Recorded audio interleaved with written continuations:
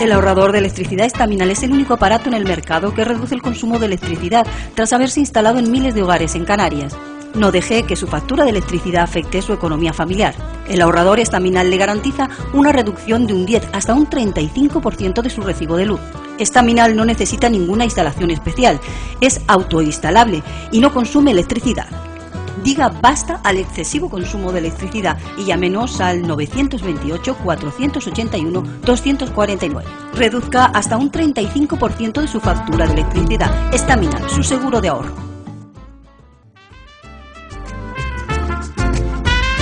Ahorrador de electricidad Estaminal. Tras muchos años de implantación en Canarias, les ofrecemos la posibilidad de ahorrar de un 10 hasta un 35% del consumo de su factura de electricidad. Tenemos un ahorrador que se adapta a sus necesidades, sea cual sea su tipo de negocio o industria. Muchos ahorradores puede encontrar en el mercado, pero solo Estaminal ha demostrado su eficacia. No deje que los gastos abusivos de electricidad afecten su economía de negocio. Pídanos presupuesto sin compromiso al 928-481-249. Ahorrador de energía Estaminal, la solución a sus problemas de exceso de consumo. Ahorre de un 10 hasta un 35% de su factura de electricidad. Hola, buenas noches. Empezamos aquí el enfoque, como siempre, con muchas ganas, con mucha ilusión. Y en este caso, pues han visto el mar en Canarias. Y bueno, el tema trae para muchas cosas y para hablar mucho sobre él, sobre ese mar nuestro en este archipiélago canario. Como siempre, un invitado en nuestro estudio, en este caso Prudencio Guzmán. Bueno, decir de este hombre mucho sobre la biología marina sobraría. Buenas noches, Prudencio. Buenas noches. Digo que títulos, investigador marino, profesor, de todo, ¿no? Has hecho en la biología. En eso he invertido mi vida, casi toda. Y bueno, y en esta última etapa escultor, que eso será otro día, sí, eso que hablaremos. Una afición muy bonita, por cierto. Prudencio, el mar en Canarias, ¿cómo está este mar? ¿El mar nuestro cómo está ahora mismo? ¿De conservación, de protección? Pues las condiciones en que se encuentra actualmente el mar, pues son las que ha tenido prácticamente siempre. Lógicamente la actividad humana, que ha aumentado muchísimo en el archipiélago, pues incide, en cierto modo, negativamente sobre el mar. Pero las cosas se van arreglando porque antes había muchísimo más vertidos de residuales al mar y hoy día pues ya la cosa va mejorando, con lo cual digamos que el grado de conservación de nuestro mar es aceptable. Pero también hay que decir que nuestro mar no es comparable con el que linda con la costa noroeste africana. Son unas condiciones oceanográficas muy diferentes que hacen que nuestra zona marítima tenga unas condiciones peculiares muy diferentes, pero que son las suyas, las que tiene y que hay que conservar indudablemente y esmerarnos en que estas condiciones sean siempre las buenas para tener un mar sano y poderlos transmitir a nuestras generaciones futuras igual que nos lo han dado a nosotros. Ahora en estos últimos tiempos se habla del petróleo en Canarias. Hay incluso una propuesta que van a llevar al Parlamento para el tema de un referéndum. Ese petróleo que quieren extraer de Canarias, ¿cómo lo ves tú? Pues, francamente, yo creo que hay muchas razones de mucho peso para oponerse radicalmente a la explotación de petróleo en esta zona que han elegido. Han elegido la zona este de Fuerteventura y Lanzarote, han elegido una serie de cuadrículas que son 9, las han numerado desde Canarias 1 a Canarias 9, en sentido sur-norte, y son cuadrículas que quedan pues muy próximas a la costa de las islas Lanzarote y Fuerteventura, tan próximas que la cuadrícula más al sur queda, una de las partes, uno de los extremos de la cuadrícula queda a 9 kilómetros de Fuerteventura. Y en la zona norte, la cuadrícula más al norte sí dista unos 80 kilómetros. Entonces, a nosotros, claro, nos van queriendo inculcar la idea de que esta zona marítima está tan alejada de las islas que no encierra ningún peligro explotar, intentar hacer prospecciones petrolíferas en esa zona.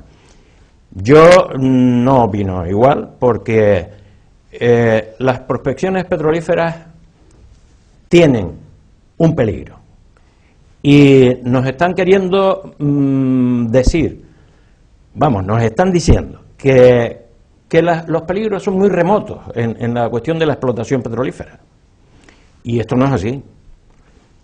Existe una probabilidad, y si esa probabilidad, aunque sea remota, la ley de probabilidades dice que si un suceso tiene que ocurrir y hay una cierta probabilidad que ocurra, indefectiblemente va a ocurrir, es cuestión de tiempo. Entonces, la probabilidad además no es tan baja como nos la quieren decir. Simplemente hay datos que se pueden esgrimir. Por ejemplo, entre 2006 y 2010, 15 empresas de explotación petrolífera han tenido accidentes graves con una cantidad de toneladas de petróleo vertidas al mar que superan las 600.000 toneladas. Esto es grave. Y si en esa época, desde 2006 a 2007, 15 empresas han tenido esos vertidos al mar, señores, la probabilidad no es tan baja como nos la quieren contar. Y una de las cosas, Prudencio, que lo hablamos fuera de cámara, es que las posibilidades de encontrar un petróleo, cantidad de petróleo como para justificar esas prospecciones, no están tan claras tampoco, ¿no? Eso efectivamente tampoco lo saben ni siquiera los que están dedicándose a explotar, a intentar explotar esa zona. Eso es algo que se supone, pero nunca se tiene la certeza absoluta. Porque además en Marruecos se ha descartado porque había poco petróleo, ¿no? En efecto. Pero bueno, es una cuestión que está por ver. Pero lo que sí es evidente es que haya mucho petróleo o haya poco, esto encierra un peligro para Canarias. Y teniendo en cuenta, además, condiciones tan evidentes como que Canarias, su principal modo de vida es el turismo. La economía está basada precisamente en el turismo. Nosotros no podemos estar ahora metiendo un factor que puede poner en peligro eso que es vital para nosotros. De modo que por ahí hay una razón evidente, pero luego hay razones medioambientales también. Hay que tener en cuenta que, por ejemplo, el Prestige, cuando tuvo la mala fortuna de verter 63.000 toneladas de crudo al mar, lo hizo a 250 kilómetros de la costa de Galicia, que parece que 250 kilómetros parece muchísimo. Bueno, pues ese vertido en 3 meses llegó a la costa de Galicia, llegó a las costas de Francia y llegó a las costas de Portugal. 1.500 kilómetros de costa entre estos 3 países quedaron prácticamente embadurnadas de petróleo, con las pérdidas impresionantes. Es decir, que la lejanía es un factor, en fin, dudoso, porque es evidente que cualquier vertido que se produzca en esta zona que han elegido para hacer las prospecciones, cualquier vertido que se produzca ahí, por las corrientes y por los vientos sobre todo, porque en superficie lo que más influye es el viento para el traslado del petróleo, este petróleo que se pueda vertir ahí va a embadurnar todas las islas prácticamente. Depende de la magnitud del vertido, pero es peligroso y evidentemente no podemos estar asumiendo riesgos de ese tipo. ¿Por qué hay esa insensibilidad por parte de quien tiene que tenerla en cuanto a esos temas? Quiero decir, se está mirando la parte económica, que tampoco está justificado que vaya a ser eso el negocio del siglo. Pues mire, desgraciadamente yo creo que todo se basa en la cuestión económica. Es decir, que la ansiedad por tener beneficios supera la prudencia de estar embadurnando de petróleo nuestras queridas islas. Claro, porque sobre todo porque hay un peligro real. Es que, vamos a ver, no es tan... si hay peligro, y ese peligro nos lo vamos a tener que repartir entre todos, es decir, el peligro lo repartimos entre todos. Los beneficios que vayan a salir de ahí, ¿a dónde van a parar? ¿A todos? No. Van a parar principalmente a los accionistas que están esperando y que su único objetivo es obtener beneficios. Eso está claro. Entonces, señores, no se puede poner en peligro a todos porque a unos pocos se les pueda beneficiar. Yo creo que es una cosa razonable y justa. La consulta popular te parece justa, ¿no? Me parece justísima. Que el pueblo pueda opinar, ¿no? Hombre, es que el pueblo es el que tiene que opinar. Pero sobre todo el pueblo interesado, porque, claro, porque es el receptor de todos los peligros que puedan surgir. ¿Y tú crees que se llevará a cabo esa consulta o te da la impresión de que los intereses creados van...? Tengo mis dudas, porque es que las empresas petrolíferas tienen una potencia tan extraordinaria que pasan por encima de gobiernos, de políticos y de todo. Pasan por encima del bien común. Entonces, en esto, la verdad, creo que estamos bastante perdidos, ¿no? Porque en realidad nos manejan, en cierto modo. O sea, que tú crees que al final se harán las prospecciones. Yo creo, sí, porque a mí me da la impresión de que la sensatez no es lo que está primando en este momento. Está primando la ambición más que la sensatez. Y eso al final va a pasar la factura de que vamos a... Indudablemente.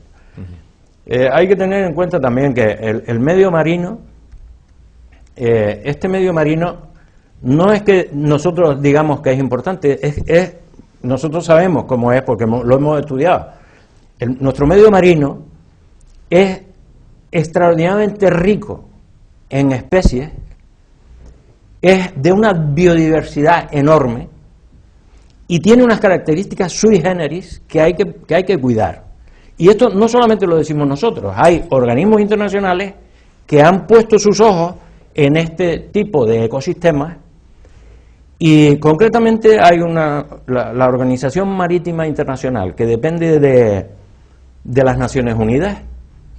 Es un organismo que regula el tráfico marítimo precisamente con la misión de procurar que el tráfico marítimo sea lo menos dañino posible para el medio marino y además tiene la facultad de crear zonas marítimas de especial sensibilidad, como ellos le llaman. Hay 14 en todo el mundo, es decir, que han clasificado como zona marítima de especial sensibilidad este archipiélago, entre 14 mundiales.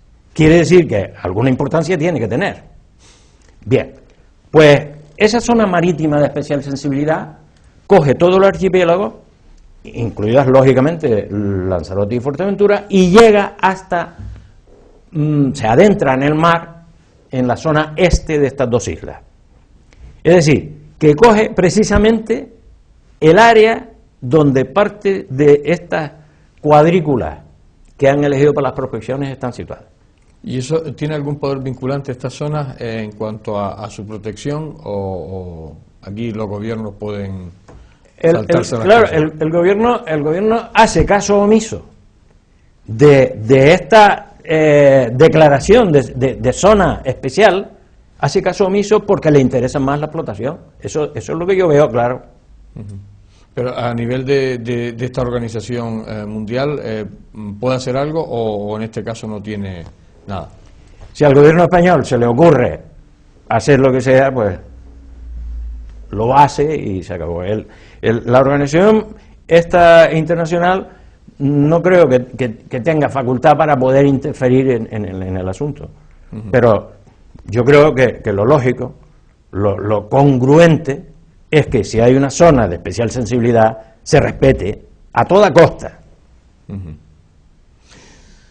Cambiamos el tema, seguimos. Sí, me perdona que me ponga un poco vehemente. No, lógicamente, además, sobre todo porque somos parte interesada y sobre todo tú que llevas muchos años estudiando el mar en Canarias como biólogo marino. Ahora mismo este mar, como me hablabas al principio que de salud, bueno, pues se ha conseguido que los vertidos pues no vayan como iban anteriormente. Es rico, es particularmente rico en variedades, en especies marinas. En especies es riquísimo, porque nuestro medio marino tiene una enorme cantidad de especies diversas, diferentes especies marinas, que le hacen que el ecosistema sea de una biodiversidad enorme y de una riqueza. Pero tengo que decirte también que no se puede comparar la biomasa que se produce en nuestro ecosistema, no se puede comparar con la que se produce en la costa africana, por unas razones de tipo oceanográfico muy conocidas. En la zona del noroeste africano hay un fenómeno oceanográfico que consiste en afloramientos, lo que se llaman afloramientos. Son masas de agua profunda que se ponen en contacto con la superficie. Estas masas de agua profunda están cargadas de nutrientes. Y esos nutrientes, que son nitratos, nitritos, fosfatos, etcétera, ¿no? Toda una serie de nutrientes, cuando llegan a la superficie, se ponen, digamos, en la zona fótica, donde reciben luz, y es donde precisamente residen las algas microscópicas, diatomeas y otras, que esos nutrientes son su fertilizante y entonces prosperan de una manera terrible estas algas. Y claro, como estas algas son las que cogen mediante la fotosíntesis, convierten la materia inorgánica en materia orgánica. Entonces son el primer eslabón de la cadena alimenticia marina. Detrás de estas vienen unos pequeños animales que son los que forman parte del zooplancton, que se alimentan del fitoplancton, y a partir de ahí pues se produce toda una serie toda una cadena trófica, haciendo verdad el famoso dicho de que el pez grande se come al chico, ¿no? Bueno, pues eso ahí en el noroeste africano es de una riqueza extraordinaria y es lo que hace precisamente que sea uno de los bancos más ricos del mundo en cuestiones, porque tiene una productividad enorme. Nuestras aguas, las del archipiélago, por desgracia no tenemos los afloramientos que hay en la costa africana. Las razones por qué es que, claro, el noroeste africano tiene una plataforma muy extensa, que la plataforma realmente es desde la costa hasta donde se llegan los 200 metros de profundidad. Todo esto en la costa africana es de una extensión enorme. Quiere decir que si tú sales navegando de la costa africana hacia alta mar, para encontrarte 200 metros de profundidad tienes que navegar y navegar y navegar. Aquí, sin embargo, tú sales de la costa de cualquiera de nuestras islas y navegas un poquito y ya tienes unas profundidades enormes. Entre las islas hay profundidades de más de 2.000 metros. Claro. Entonces, ¿qué ocurre? Que la productividad de nuestras aguas no es comparable a la que hay en el noroeste africano. Pero hay fenómenos también interesantísimos que hay que tener en cuenta, y es que si bien la productividad no es alta, pero sí la biodiversidad es enorme, y esto tiene un interés científico y un interés ecológico muy grande. Bien, vamos a hacer una pequeña pausa. Estamos hablando sobre este mar en Canarias, sobre el petróleo, sobre muchísimas cosas con Prudencio Guzmán, biólogo. Hacemos una pausa, volvemos enseguida. Ahorrador de electricidad Staminar. Tras muchos años de implantación en Canarias, les ofrecemos la posibilidad de ahorrar de un 10 hasta un 35% del consumo de su factura de electricidad. Tenemos un ahorrador que se adapta a sus necesidades, sea cual sea su tipo de negocio o industria. Muchos ahorradores puede encontrar en el mercado, pero solo Staminar ha demostrado su eficacia. No deje que los gastos abusivos de electricidad afecten su economía de negocio. Pídanos presupuesto sin compromiso al 928-481-249. Ahorrador de energía Staminar, la solución a sus problemas de exceso de consumo. Ahorre de un 10 hasta un 35% de su factura de electricidad.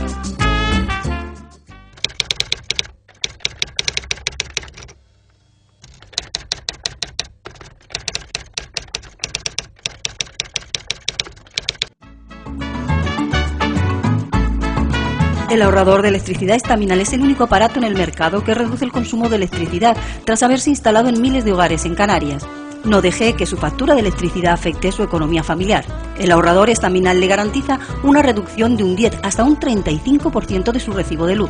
Staminar no necesita ninguna instalación especial, es autoinstalable y no consume electricidad. Diga basta al excesivo consumo de electricidad y llámenos al 928-481-249. Reduzca hasta un 35% de su factura de electricidad. Staminar, su seguro de ahorro. Seguimos aquí en el enfoque y seguimos hablando del mar en Canarias, y seguimos hablando con Prudencio Guzmán.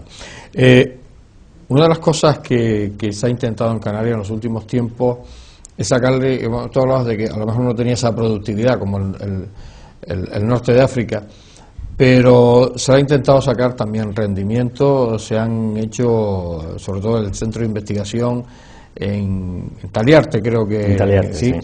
Ha hecho bastantes cosas, además tú has estado ahí para promocionar ese tema, ¿no? Sí, es un centro que empezó a gestarse sobre finales de la década de los 60 y que, en fin, pues tuvo un despegue, porque todo lo que se inicia, todo lo que parte de cero, tiene un despegue más o menos lento, pero porque había que formar un equipo científico y todo esto, pero luego ya empezó a funcionar con toda su potencia, y se han hecho estudios muy interesantes sobre todo lo que es nuestro mar, ¿no? Se hicieron estudios, pues, por ejemplo, de fitoplancton, cosas que no habían hecho, y entonces, concretamente, una compañera nuestra, Alicia Ojeda, pues hizo su catálogo de especies de fitoplancton. En otros campos, por ejemplo, en el campo de las pesquerías, también se progresó muchísimo, estudiando no solamente las especies de interés pesquero, sino buscando nuevas especies, sobre todo en el talud, en zonas más profundas donde antiguamente no se explotaba. Pues en los estudios que se hicieron en el Departamento de Biología Pesquera del Instituto de Ciencias Marinas, pues se consiguió inducir a los pescadores a pescar en el talud crustáceos, como por ejemplo algunos tipos de gambas, el cangrejo buey y otras especies que son de un interés pesquero muy grande, y que además tenía la ventaja de que, explotando esa zona que estaba hasta ahora inexplotada, pues aliviabas un poco la explotación sobre la plataforma, o la pequeña plataforma que tienen las islas, donde, claro, la intensidad de extracción era alta, ¿no? Entonces, se ha ido, digamos, estudiando Otro trabajo muy bonito también e interesantísimo, del que tengo además el honor de haber recibido un ejemplar del trabajo, es uno sobre lo que llaman la capa de reflexión profunda, que es un trabajo que ha hecho Fernando Bordes y su equipo, y esa capa de reflexión profunda es un conjunto de peces, crustáceos y moluscos que están en zonas profundas, en la zona mesopelágica y batopelágica, que son zonas comprendidas entre la mesopelágica entre 200 metros y 1000 metros de profundidad, y la batipelágica entre los 1000 metros y 2500. Ahí se hicieron una serie de pruebas, han hecho el equipo una serie de pruebas de arrastre y han hecho un catálogo interesantísimo sobre estas especies que forman la capa de reflexión profunda. Se le llama así porque en los ecosondadores, en los ecogramas, salen perfectamente esta densidad de organismos que no son muy grandes, son animales más bien pequeños, pero que tienen una fluctuación nocturna y diurna, de tal manera que de noche, por ejemplo, van desplazándose, tienen migraciones nocturnas hacia la superficie y por el día vuelven otra vez a la zona profunda. Esto tiene un interés enorme desde el punto de vista de la cadena trófica también, es decir, es un alimento que sale desde la zona profunda y se pone al servicio de las capas altas, donde hay, pues ya nosotros sabemos, aquí en Canarias los cetáceos son muy importantes, hay más de 30 especies de cetáceos, unas 30, y precisamente su sistema alimenticio está en estos, por ejemplo, cefalópodos que emergen desde zonas profundas y se ponen en zonas, digamos, ya asequibles a los cetáceos. Se hicieron también trabajos muy interesantes sobre bacteriología marina. Mi compañero Leopoldo Lozana trabajaba en este campo y ahí se progresó también muchísimo, porque ha hecho trabajos sobre contaminación de aguas litorales, que en fin, es un asesoramiento al gobierno sobre la calidad de las aguas. En fin, otro campo fue el de los cultivos marinos. El Instituto de Ciencias Marinas fue el primer asesor que tuvieron las empresas que empezaron a producir peces en cautividad, de modo que allí se hicieron los estudios básicos para que los cultivos marinos en Canarias progresaran, y efectivamente hoy día tenemos la gran satisfacción de saber que es un campo que está, digamos, floreciente también. Es decir, se han hecho muchos trabajos en este instituto y yo, pues, la verdad para mí es una satisfacción, aunque ya estoy jubilado hace tiempo, pero es una satisfacción el haber participado de alguna manera en que esto funcionara. El mar será alguna vez, o seguramente, el alimento del futuro, es decir, es donde habrá que extraerse el alimento de la humanidad. Si el mar se cuida, puede ser una fuente fundamental de alimento para la humanidad, pero hay que cuidarlo porque el mar tiene una cierta capacidad de digestión, pero no se puede estar vertiendo al mar indefinidamente cosas, porque el mar tiene su sensibilidad, es decir, el mar es capaz de digerir hasta ciertos niveles, pero a partir de ahí el mar se puede deteriorar. Claro. Es que la creencia antigua de que el mar lo puede soportar todo, eso hay que olvidarse. Eso no es así. Además, sobre todo porque está cambiando nuestro mundo, está cambiando, ¿no? Nos lo estamos cargando poco a poco, ¿no? Ese es un punto de una gravedad tremenda, porque resulta que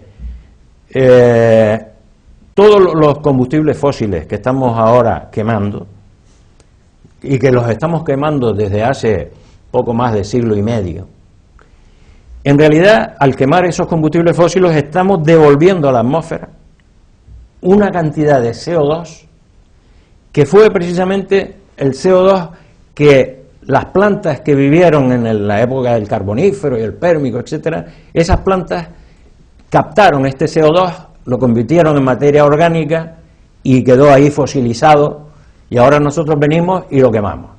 Quemamos y devolvemos a la atmósfera el CO2. Pero es que la atmósfera se está sensibilizando, la atmósfera se ha cargado de CO2 excesivamente. Esto ha traído como consecuencia el calentamiento global. Entonces, ahora estamos ya, se ha encendido la luz de alarma de que hay que disminuir los aportes de CO2 a la atmósfera. ¿Cómo se puede conseguir eso?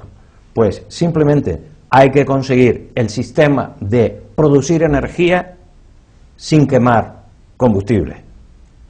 ¿Cómo se puede lograr esto? Pues con las energías renovables, las energías limpias, que son el aire, el viento, la energía eólica, la energía maremotriz, la energía que se puede producir por las olas del mar, la energía fotovoltaica, por ejemplo, la energía solar, la energía geotérmica. Da casualidad de que son 4 cosas que la naturaleza aquí en Canarias nos la brinda generosamente. Pero sin embargo aquí, y aquí no se ha explotado. No se hace, no se explota. Para que te hagas una idea, nosotros aquí consumimos unos 7 millones de toneladas de petróleo al año para producir energía. Energía que invertimos, primero en producir electricidad y en potabilizar agua. Eso es un 30% aproximadamente. Otro 30% lo invertimos en el transporte terrestre, los coches, los camiones, la maquinaria agrícola, todo esto. Y el 40% que queda se invierte en el transporte aéreo y marítimo. Entonces, bien es verdad que todavía no estamos capacitados, digamos, la tecnología para que un avión vuele con otro tipo de energía. Eso todavía no es concebible. Pero bueno, lo que sí es un hecho constatado ya es que se puede producir electricidad con energía eólica. Entonces, nosotros aquí tenemos unas condiciones impresionantemente buenas para poderlo hacer. Bien, se ha empezado a poner algunos aerogeneradores, todos los hemos visto, pero son insuficientes porque con lo que hay se produce aproximadamente un 5% de la energía eléctrica que se consume. Entonces había un proyecto que era aumentar hasta del 5 al 30%, a ver si se podía conseguir antes del 2015, pero ¿qué ocurrió? Que hace unos años cortaron el grifo de las ayudas a la energía eólica y entonces esto se ha ido al traste. Es decir, no estamos ahora en condiciones de progresar porque las ayudas a la energía eólica se han desaparecido. ¿Tú crees, Prudencio, que aquí hay más de una cosa o más de un sentimiento de intereses creados por parte de las grandes empresas petrolíferas? O sea, el que la energía eólica o la energía solar en sitios como Canarias, que vamos, yo creo que no es pensar mal el que las empresas petrolíferas lógicamente están frenando el desarrollo de las energías limpias. Pero el petróleo se acabará un día, me imagino. En 2007 se calculó que ya se había gastado la mitad de toda la capacidad productiva de petróleo mundial. Se había gastado la mitad de las existencias. Eso quiere decir que el tiempo, vamos, la edad, digo, la vida del petróleo tiene sus días contados. Tiene sus días contados. Bien, vamos. Entonces, claro, sí. perdón. No, digo que si tienen los días contados, lo lógico es que tengamos la sensatez de irnos preparando para el futuro. Habría que volcarse en las energías limpias. Pero no se hace. Vamos a hacer una pausa. Estamos hablando con Prudencio Guzmán. Estamos hablando del mar, estamos hablando del petróleo, estamos hablando de esas fuentes bueno, pues que son energías limpias, como puede ser la eólica o la solar, y dentro de un momentito volvemos.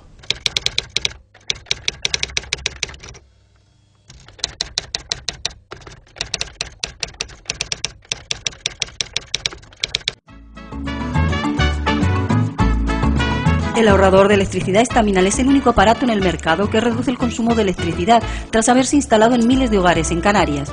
No deje que su factura de electricidad afecte su economía familiar. El ahorrador Estaminal le garantiza una reducción de un 10 hasta un 35% de su recibo de luz. Estaminal no necesita ninguna instalación especial, es autoinstalable y no consume electricidad. Diga basta al excesivo consumo de electricidad y llámenos al 928-481-249. Reduzca hasta un 35% de su factura de electricidad. Estaminal, su seguro de ahorro.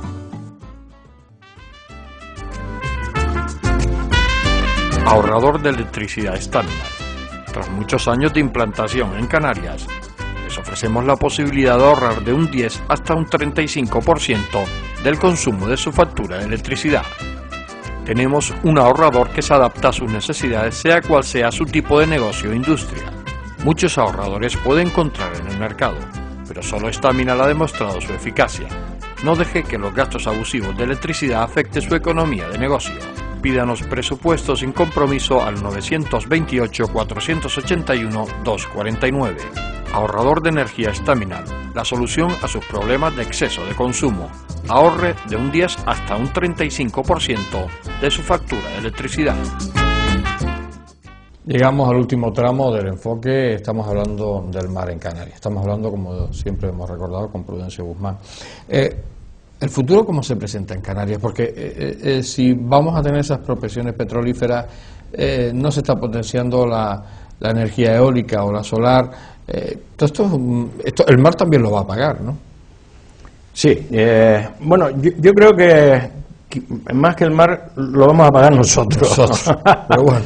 Sí, es que nuestro futuro, si queremos que sea un futuro halagüeño, tiene que basarse en poner muchísimo interés en las energías limpias, energías renovables. Este sería el futuro bueno para nosotros.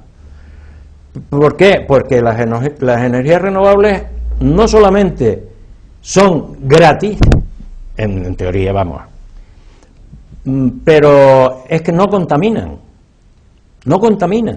Entonces esto tiene un interés enorme, el que dejemos de estar aportando a la atmósfera CO2, eso es muy importante.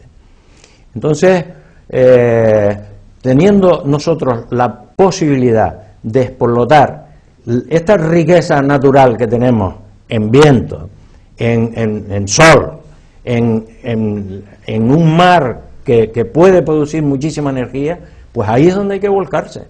La investigación hay que estimularla, hay que volcarse en investigar sobre estas cuestiones y fomentar el que se vayan estableciendo plantas de producción de energía con sistemas renovables. Esto que últimamente, en el caso de la ciudad de Las Palmas, que han hecho esos proyectos marinos, ese parque marino que quieren hacer, el acondicionar el tema, ¿esto favorece o no favorece al mar? Hombre, yo creo que desde luego, digamos, producirle inconvenientes no le va a producir en absoluto.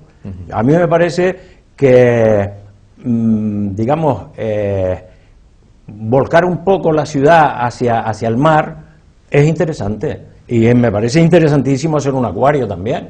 Me parece que ya tenía que estar hecho hace tiempo, porque nosotros tenemos aquí unas condiciones magníficas tenemos muchísimas especies que mostrar al público y verlas. Una de las cosas que hicimos en el Instituto de Ciencias Marinas establecimos una cosa que le llamamos el aula del mar, y el aula del mar consistía en tener unos acuarios donde producíamos allí unos pequeños ecosistemas con las especies típicas de cada zona y tal, y eso nos visitaban los niños de los colegios y ponían un interés asombroso en ver todas estas cosas, Tanto es así que hubieron años en que llegaron a pasar más de 12.000 niños por allí, por el esto.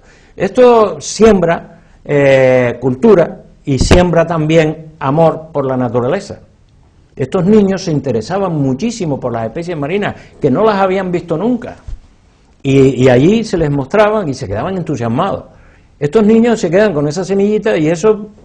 Que es lo que no ha pasado anteriormente, que aquí los gobernantes no tenían ninguna semilla en cuanto a protección del medio ambiente ni del mar, ¿no? Efectivamente. Pues yo creo que en esto es en lo que hay que avanzar. Y si avanzamos en esto, podemos ser optimistas. Lo que no podemos es estarnos echando encima incertidumbres como esta del petróleo, que puede dar al traste con nuestro turismo, con nuestro medio ambiente. Señores, vamos a ser sensatos. Me imagino que la gente esta que está gobernando pensará, bueno, ya vendrán los de atrás, que a mí no me preocupa. Que no se está pensando en el futuro, ¿no? Porque dice, bueno, como eso dentro de 200 años y yo no voy a estar aquí. Hay una que es un poco ese pensamiento. Eso me parece de un egoísmo atroz. Pero me da la impresión de que, como se están comportando, es como el que venga detrás que, es que arranque con ello, ¿no? Yo no voy a estar aquí. Todo este comportamiento te induce a pensar así, es que no hay otra. Claro, pero además porque esto tiene un tiempo marcado. Si se siguen como se siguen cuidando este planeta, el tiempo está marcado, ¿no? Evidentemente. Todos los días vemos noticias de que los hielos polares están desapareciendo. Si los hielos polares siguen derritiéndose, el nivel del mar va a subir. Todo esto son inconvenientes para la humanidad que se va a ver. Entonces, yo creo que hay que poner esta alarma, tiene que poner a todo el mundo en disposición de trabajar para evitar que esto siga aumentando. Pero la gente está concienciada, el pueblo realmente está concienciado, o quien manipula los medios lo tiene controlado para que no se enteren mucho. Yo creo que, en efecto, lo que llega al pueblo realmente, digamos, por una parte llega poco, y por otra el pueblo se le ha dado poca capacidad de reaccionar ante estas cosas, porque lo lógico es que si la población se sensibiliza de que está echándose encima una serie de cosas negativas, pues la capacidad de reacción podría a lo mejor paliar, pero al pueblo se le hace poco caso en estos sistemas. Y se le da poca movilidad al pueblo para que pueda hacer algo, ¿no? Sí. Porque de hecho poco se le consulta, ¿no? En efecto. Bueno, afortunadamente de vez en cuando surge unas manifestaciones, por ejemplo, se han producido ya manifestaciones populares en contra del petróleo. Quiere decir que la gente se va sensibilizando.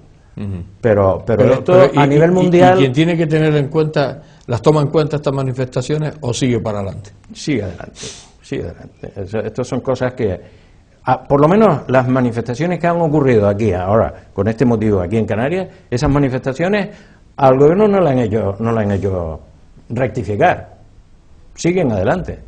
O sea que da igual. El interés económico prima el resto. Desgraciadamente es así. Hablamos de que hay un futuro si se cuida. ¿Personalmente crees que esto se va a cuidar? Hombre, yo tengo siempre una tendencia al optimismo. Siempre he sido así, optimista. Y yo creo que la sensatez llegará a imponerse. Pero será tarde cuando... eso es lo que me temo. Es lo que yo te digo, cuando ya ves las orejas al lobo, de repente es cuando empiezas a tomar las precauciones. Esa es la cuestión. Es que, bien pensado, ya tendríamos que estar en el camino para ponerle fin o sea, para disminuir en todo lo posible la utilización de los combustibles fósiles. Yo sé que eso no es una cosa de hoy para mañana, pero si no te pones en el camino, nunca empiezas a evitarlo. Hay que empezar ya. Nosotros teníamos ya que tener recorrido un camino bastante amplio en el campo de las energías renovables. Y aquí lo que se está haciendo es lo contrario. Es decir, disminuyendo los aportes al incentivo de que progresen estas energías. Claro. Y eso al final nos va a pasar factura a todos, ¿no? Claro, claro. O sea que nos veremos, hombre, a lo mejor nosotros no lo vemos, que es lo que se están basando sí. algunos. Bueno, como no nos toca a nosotros, vamos a seguir para adelante, pero alguien lo verá en el futuro, ¿no? Que este mundo no va a estar igual, ¿no? Indudablemente. Si sigue así, vamos Picado. Como dicen los marineros, pro al marisco. Pro al marisco y además cada vez con menos, y hablando del mar, con menos alimentos, porque yo me imagino que el mar también es uno de los más sensibles. Puede contribuir eficazmente a paliar el hambre en el mundo, lógicamente. El mar tiene una capacidad de producción, si se cuida, enorme.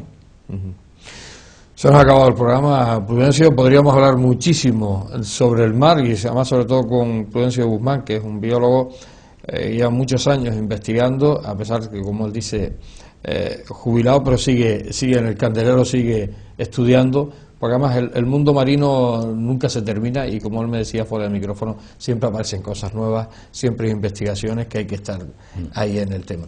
Gracias por estar aquí, desearte lo mejor y bueno, que ese hobby de la escultura, a ver si vemos ya esa exposición algún día, que yo sé que la tienes avanzada y bueno, aunque no creo que tú estés haciendo escultura para exponer, pero bueno, también es bueno que la gente vea lo que expones, ¿no? Lo hago como un hobby, sí.